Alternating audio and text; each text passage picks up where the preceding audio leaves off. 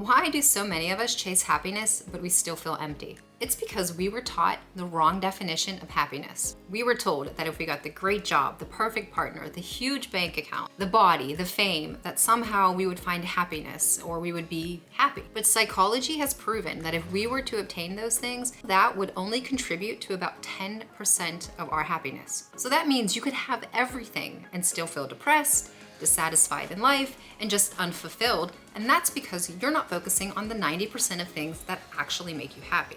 Hello, I'm Desiree and welcome to my YouTube channel. And after spending hundreds of hours and way too much money diving deep into this field of positive psychology and happiness, reading books like this one,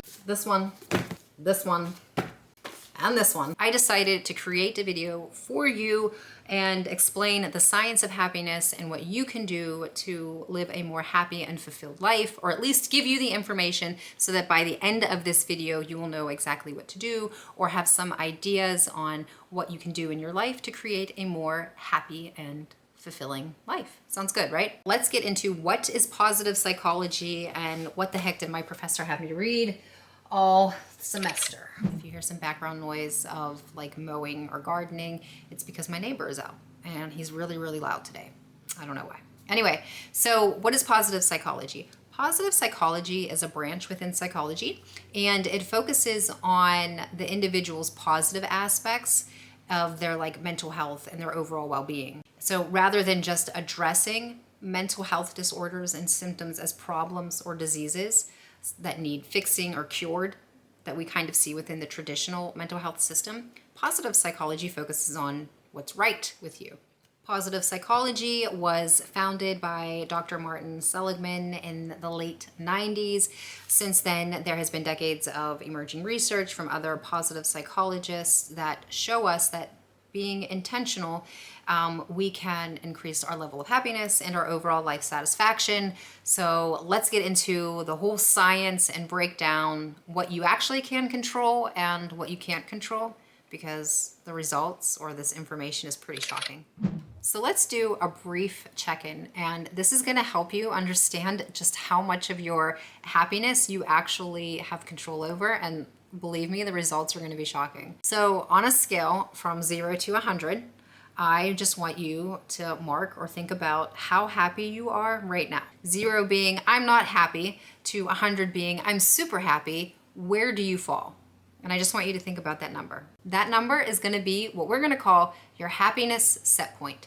So now that you have your happiness set point, let's talk about the 3 areas where happiness comes from.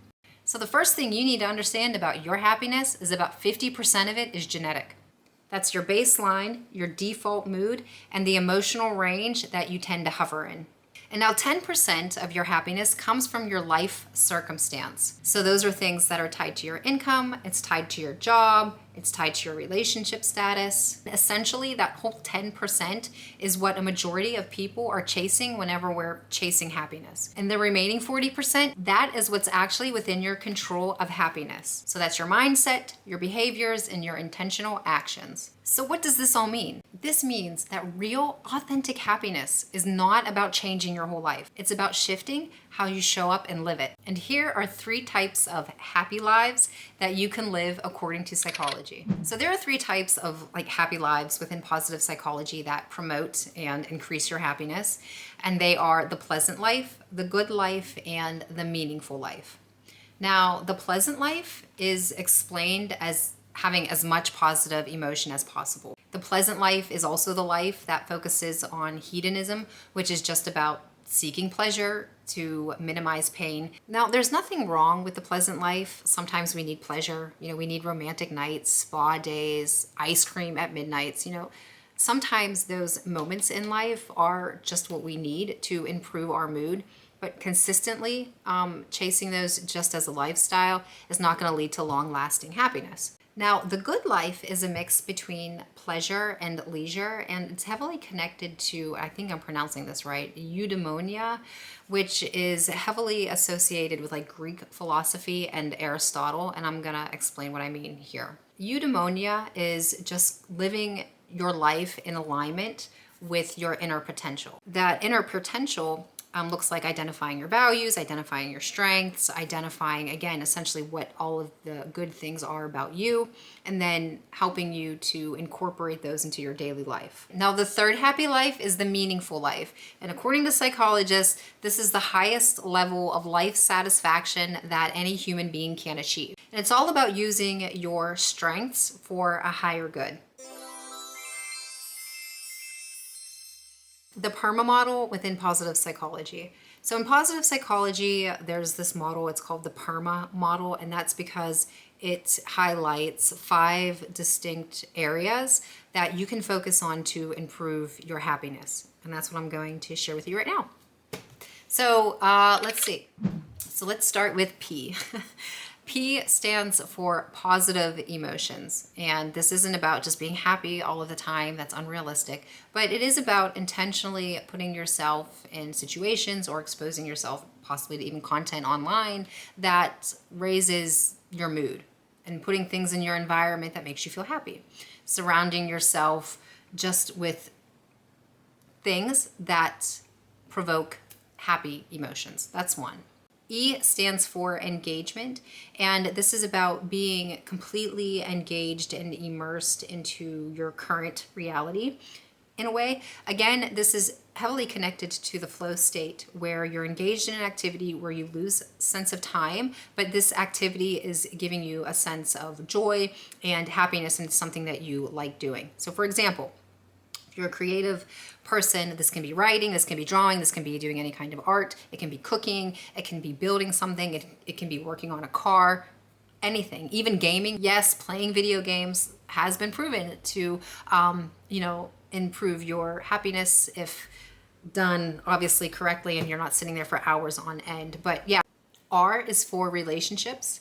We're human beings and we're wired for connection. But I'm not just talking about your surface relationships. So not your texting relationships, not your online relationships where you're liking and commenting, even though you can like and comment on this video, I would highly appreciate it. But these are your quality relationships with people. So these are your relationships, obviously, with your family, your friends, your coworkers, because you do spend a lot of time with them. M is for meaning. Again, going back into the meaningful life. Creating meaning in your life can look like anything. It just depends upon what your values are. Your values can look like, valuing family, valuing parenting.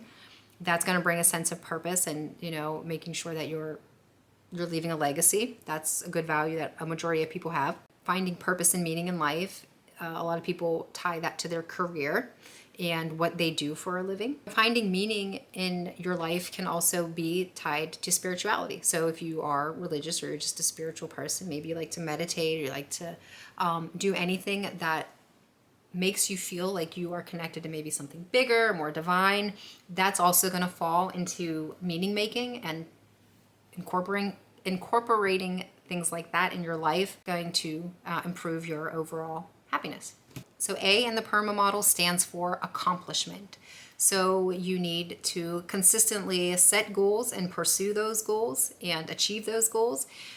Doing so is going to give you an overall sense of happiness and life satisfaction because it's going to boost your mood, because then you can prove to yourself that you can actually do stuff. What's awesome about accomplishment and celebrating your small wins is that it teaches you, it's about the progress and that whole process that leads to the life satisfaction and that overall happiness. Because as you're going through that process, you're learning about yourself, you're getting the information, and that's kind of like the whole meat and potatoes that leads to this happiness and life satisfaction. So you don't have to worry about fixing everything at once, but just starting with one small thing will lead you to greater happiness. In conclusion, authentic happiness isn't about chasing pleasure and avoiding pain, but it's about living your life authentically or in alignment to your strengths and your values. If you're interested in improving your mental health in creative ways, watch this video here, and I'll see you next time.